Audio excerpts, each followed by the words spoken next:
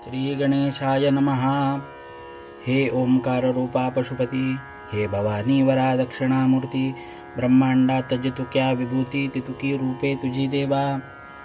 तुझे रूप जे निराकार, जेणे हे व्यापक चराचर, जे सर्वस्वी आधार अविद्या माया प्रकृतीला, ते स्वरूप जाणावया अशक्य आहे देवराया, म्हणून तू करण्या दया सगुण रूपे धरलीस। जैसे ज्याला वाटत तैसे तो तुला भाग देत, नामामुळे तुझ प्रत भिन्नत्व येना कधीही। शैव तुला शिव म्हणती, ब्रह्म बोलती वेदांती, रामानुजांचा सीतापती, वैष्णवांचा विष्णू तू। उपासनेप्रमाणे नावे मिळाली तुझ कारणी, परी तू अभिन्नपणे सर्वांठाई जगवससी। तू सोमनाथ विश्वेश्वर, किम केदार ओंकार, क्षिप्रा ताटा की साचार, महाकाल तूच की। नागनाथ वैजनाथ, कृष्णेश्वर वेळुरात, त्र्यंबक तुला म्हणतात गोदावरीच्या तटाकी। तू भीमाशंकर, मल्लिकार्जुन रामेश्वर, तू गोकर्णरूपी शंकर, तू महादेव शिंगणापुरी। त्या अवघ्या कारण असो माझे साष्टांग नमन, माझ्या त्रितापांचे हरण शीघ्र करी दीनबंधो। देवा तुम्ही कुबेराला क्षणात धनपती केला, मग माझ्या विषयी का हो पडला प्रश्न तुम्हासी गिरिजापते। बाळकृष्णाच्या सदनासी समर्थ आले दुसरे वर्षी, त्या बाळापुरासी दासनवमी कारणी। सुखलाल बाळकृष्ण या बाळापुरा लागून, निस्सीम भक्त होते दोन, त्याची सरी नये कोणा।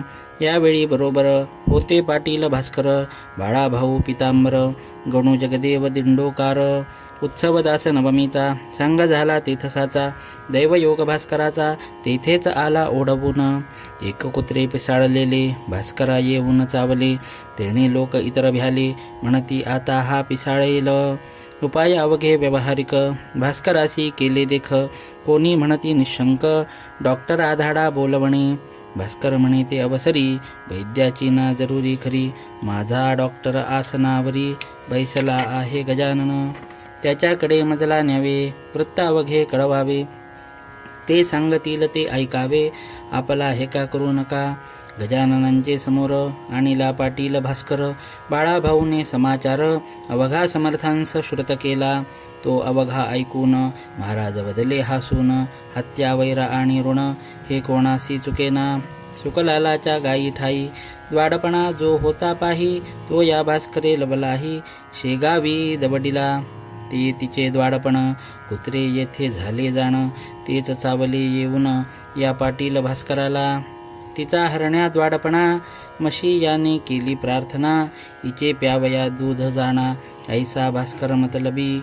दूध पिता वाटले गोड, आता कारे चालले जड, नको ठेवूस पडदा आड, वाचवू का मी सांग तुला। हे कुत्रे निमित्त झाले तुझे आयुष्य मुळीच सरले, आता पाहिजे प्रयाण केले तू या सोडून मृत्यूलोका। जरी इच्छा असेल मनी वाचण्याची तुझ लागोनी, तरी तुझे मी यापासूनी रक्षण वेड्या करीन। परिती होईल उसनवारी जन्म मृत्यूची बाळा खरी, या अशाश्वताच्या बाजारी देणे घेणे चालते। बोल आता झडकर काय तुझा विचार, ऐसे कधी ना येणार परवणी ती जाण तुला। भास्कर बोले त्यावरी, मी अजाण सर्वतोपरी, जे असेल अंतरी आपुल्या तेच करावे। लेकुराचे अवघे हित माता एक ते जाणत, ऐसे एका अभंगात श्री तुकोबा बोलले। मी आपले लेकरू म्हणून विनंती कशास करू, तू अवघ्या ज्ञानाचा सागरू, अवघे काही कळते तुला। ऐसे ऐकता भाषण संतोषले गजानन, खऱ्या प्रती समाधान खरे बोलता होतसे। कोणी म्हणाले गुरुराया, भास्करासी वाचवा सदया, या कुत्र्यापासून या तो आपुला भक्त असे। महाराज म्हणती त्या कारण, हेच तुझे अज्ञान अरे वेड्या जन्ममरण, हीच मुळी भ्रांती असे। जन्मे न कोणी मरे न कोणी, हे जाणावया लागुनी, परमार्थाचा उपाय जाणी शास्त्रकारे कथन केला। त्याचा उपयोग करावा, मोह समूळ सोडावा, प्रारब्ध भोग भोगावा, निमुटपणे हेच बरे। संचित प्रारब्ध क्रियमाण, हे भोगल्या वाचून या बद्ध जीवा लागून सुटका होणे मुळीच नसे. पूर्वजन्मी जे करावे ते या जन्मी भोगावे आणि ते भोगण्यासाठी यावे. जन्मा हा सिद्धांत असे. या जन्मी जे करावे ते पुढच्या जन्मास उरवावे. असे किती सांग घ्यावे फेरे जन्म मृत्यूचे. पूर्वजन्मीचे उर्वरित भास्कराचे न उरले सत्य. ते अवघ्या पूर्ण झाला मुक्त मोक्षास जाया कारणे. म्हणून आग्रह करू नका मार्ग त्याचा आडवू नका. काय भास्करा सारखा भक्तराणा जन्मे पुन्हा. पूर्वजन्मीचे याचे वैरी कुत्रे होते निर्धारी. म्हणून ते या बाळापुरी चावते झाले भास्करास. त्याने अवघा आपुला डाव येथे साधिला. तैसा जरी शेष उरला द्वेषमनी भास्कराच्या. तरी तो त्याचा द्वेष कारण पुढील जन्मास कारण होईल भास्करास. दावा आपुला उगवावया म्हणून पूर्वजन्मीचे वैर सरले. आता न काही शेष उरले या भास्करा कारण भले. अवघ्या उपाधी निरसल्या आता मी इतकेच करीतो.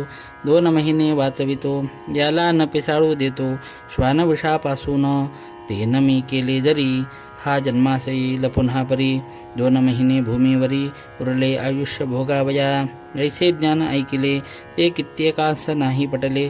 मात्र बाळा भाऊ आनंदले त्या बोधा ते ऐकुनी. भास्करा तू धन्य धन्य संत सेवा केली संपूर्ण. चुकले तुझे जन्म मरण काय योग्यता बानू तुझी. ऐसा प्रकार झाल्यावरी मंडळी आली शेगाव नगरी. भास्कर बोले मधुरोत्तरी महाराजांच्या भक्तगणा. बाळापूरची हकीकत सांगे प्रत्येका इत्थंभूत. माझी विनंती जोडून हात हीच तुम्हा भास्कर म्हणे. महाराज लादले शेगावा याचा विचार करावा. या कीर्तीचा अमोल ठेवा सांभाळा स्मारक करून. त्यांना स्मारकाची जरुरी नाही ते पुढीलांसाठी पाही. ते स्मारक साक्षी देई त्यांच्या अमोल साधुत्वाची. पहा आळंदीच ज्ञानेश्वर समर्थ सज्जन गडावर. पवित्र केले देहू नगर त्या तुकोबा रायाने. त्यांची स्मारके त्या त्या ठाया ठेविली भव्य करुनिया. तोच पथ अनुसराया तुम्ही झटावे मनापासून. ऐसे प्रत्येका सांगत भास्कर राहिला निवांत. परी त्याच्या मनात ऐसे आले एकदा. हे मला हो हो म्हणती माझी ऐकून विनंती. परी शंका येत चित्ती हो म्हणण्याची यांची मला. त्याने एकदा ऐसे केले अवघ्या लोकास मिळविले. एका ठाई मठात बले महाराजांच्या अपरोक्ष. व्यंकटलाल पाटील हरी मारुती चंद्रभान कारभारी. जो खंडोजीच्या दुकानावरी होता कारभार करीत. श्रीपतराव बावीकर ताराचंद साहुकार आणि मंडळी होती इतर. नावे कुठवर सांगावी मिळवून या त्या लोकांना. भास्करे पदर पसरिला माझा आता संबंध उरला. 2 महिनेच तुमच्याशी माझ्या म्हणी ऐशी आस. समर्थांचे स्मारक खास भव्य व्हावे वऱ्हाडास. या शेगावा माझारी तुम्ही हे करीतो म्हणा. तेणे आनंद माझ्या मना होऊन सुखे करीन गमना. मे वैकुंठा कारणी संत सेवा कधीही अनाठाई जाणार नाही. इच्छा जयाची ज्या ज्या होई ती ती संत पुरविती. स्मारक ऐसे करावे अवघ्यांनीच वाखाणावे. पाहून त्या डोलावे प्रत्येकाने आपुल्या मनी. ऐसेच स्मारक करण्याची शपथ वहा समर्थांची. ही विनंती अखेरची माझी ती मान्य करा. ते अवघ्यांनी कबूल केले भास्कराचे स्थिरावले. या योगे ते चित्त भले. रुख रुख मनाची संपली. उत्तरोत्तर आनंद वृत्ती भास्कराची वाढत होती. जैसी लेकुरे आनंदती पुढील सणाच्या आशेनी. माघवद्य त्रयोदशीस महाराज बदले भास्करास.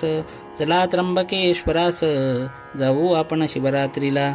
तो त्र्यंबक राजा कर्पूर गौर भवभवांतक भवानीवर. जो आहे झाला स्थिर गोदावरीच्या तटाते. ते ज्योतिर्लिंग मनोहर करी पातकाचा संहार. नको करूसा आता उशीर जाऊ गंगा स्नानाला. भास्करा त्या त्र्यंबकेश्वरी पहाड एक ब्रह्मगिरी. जेथे औषधी नानापरी बहुसाल असती उगवलेल्या. त्या ब्रह्मगिरीवर स्थित आहेत पहा गहिनीनाथ. ज्यांना आहेत अवगत गुणधर्म औषधींचे. वेड्या कुत्र्याच्या विषावरी तेथे औषधी आहे खरी. तिचा उपयोग सत्वरी करून पाहू येधवा. भास्कर म्हणे गुरुनाथा आता औषधी कशा करता. तुमची आहे अगाध सत्ता औषधी होऊन आगळी. आपुल्या कृपेने भले विष बाळापुरीच निमाले, आयुष्याचे आहे तोरले, 2 महिनेचा आता की, म्हणून वाटे मजप्रती, शेगावीच राहू गुरुमूर्ती. त्र्यंबकेश्वर आम्हा प्रती, तुम्हीच आहात साक्षात, गोदावरी तुमचे चरण, तेथेच मी करी स्नान, अन्य तीर्थांचे प्रयोजन, मला न आता राहिले, ऐसे ऐकता त्याची वाणी, समर्थ बदले हासोनी, हे जरी खरे जाणी, तरी तीर्थमहिमा मानावा, चाल नको करू उशीर, पाहू तो त्र्यंबकेश्वर, बाळा बाहू पितांबर, यासही घे बरोबरी.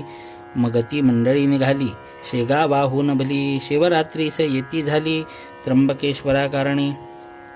कुशावरती केले स्नान, घेतले हराचे दर्शन, गंगाद्वारा जाऊन पूजन केले गौतमीचे, वंदिली माय नीलांबिका, तेवी गहिनी नाथ देखा, तेथून आले नाशिका, गोपाळदासास भेटावया, हा गोपाळदास महंत, काळ्या रामाच्या मंदिरात, धुनी लावून द्वारात, पंचवटीच्या बसलासे, राम मंदिरासमोर, एक पिंपळाचा होता पार, शिष्यांसहित साधूवर, तेथे जाऊन बैसले, गोपाळदासाचा आनंद झाला, बोलले जवळच्या मंडळीला, आज माझा बंधू आला, वऱ्हाडातून गजानन, जाघ्या त्याचे दर्शन, अनन्य भावे करून, माझी ही भेट म्हणून, नारळ साखर त्यांसी द्या, हा हार घाला कंठात, तो मी एक साक्षात, देहभिन्न म्हणून द्वैत, आम्हा उभयती मानू नका, शिष्यांनी तैसेच केले, दर्शन घ्याया अवघे आले, कंठा माझे घातिले, दिलेल्या पुष्पहाराला, नारळ आणि खडीसाखर, ठेविली स्वामींसमोर, ते पाहून गुरुवर, ऐसे बोलले भास्कराला, हा प्रसाद अवघ्यास वाटी, परी न होऊ दे दाटी, माझ्या बंधूची झाली भेटी, आज या पंचवटीत, माझे येथील काम झाले, आता नाशकाचे राहिले, म्हणून पाहिजे तेथे गेले, दुमाळ वकिलाच्या घरा, महाराज आले नाशकात, लोकदर्शना जमले बहुत, बारीक सारीक गोष्टी अमित, तेथे असता जाहल्या, त्या अवघ्या सांगता, विस्तार होईल उगीच ग्रंथा, म्हणून देतो संक्षेप आता, त्याची क्षमा करा हो. तेथे राहून काही दिवस, महाराज आले शेगावास, तो अडगावी नेण्यास, झामसिंग पातला, त्याने आग्रह केला फार, समर्थे दिले उत्तर, रामनवमी झाल्यावर येऊ आम्ही अडगावा, आता तू जावे परत, उगा न पडे आग्रहात, झामसिंग मुळीच भक्त, निस्सीम होता समर्थांचा, तो आला तैसा परत गेला, आपल्या त्या अडगावाला, पुन्हा श्रोते येता झाला, रामनवमीस शेगावी, उत्सव करून शेगावात, समर्थांना शिष्यांसहित आला घेऊन अडगावात, हनुमान जयंती कारणे, अडगावी असता समर्थ स्वारी, चमत्कार झाले नानाबरी, एक दिवशी 2 प्रहरी, भास्कर लोळविला फुपाट्यात, छातीवरी बैसून भास्करा केले ताडन, लोक पहाती दुरून, परी जवळी कोणी जाईना, बाळाभाऊ जवळ होता, तो म्हणाला सद्गुरुनाथा, भास्करासी सोडा आता, बेजार झाला उन्हानी, तई म्हणाला भास्कर,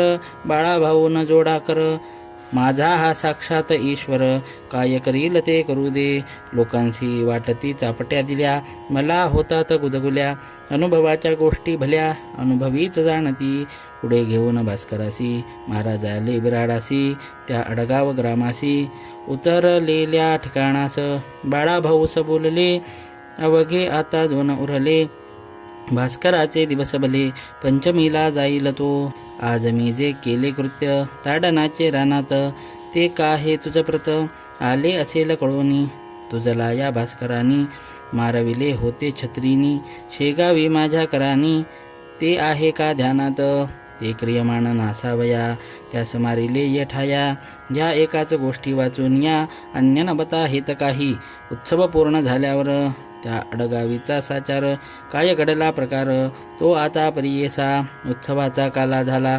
वद्यपंचमी दिवस आला, एक प्रहर दिवस आला, समर्थ म्हणती भास्करासी, भास्करा तुझे प्रयाण, आज दिवशी आहे जाण, पद्मासन घालून, पूर्वाभिमुख बैसावे, चित्त अवघे स्थिर करी, चित्ती साठवावा हरी, वेळ आली जवळ खरी, आता सावध असावे, इतर जनाकारण, म्हणू लागले करा भजन, विठ्ठल विठ्ठल नारायण, ऐसे उच्च स्वराने, हा तुमचा बंधू भला, जातो आज वैकुंठाला, त्याच्या करा पूजनाला, माडबुक्का वाहून, भास्करे घातले पद्मासन, नासागरी दृष्टी ठेवून, वृत्ती अवघ्या केल्या लीन, अंतर्मुख होऊन या.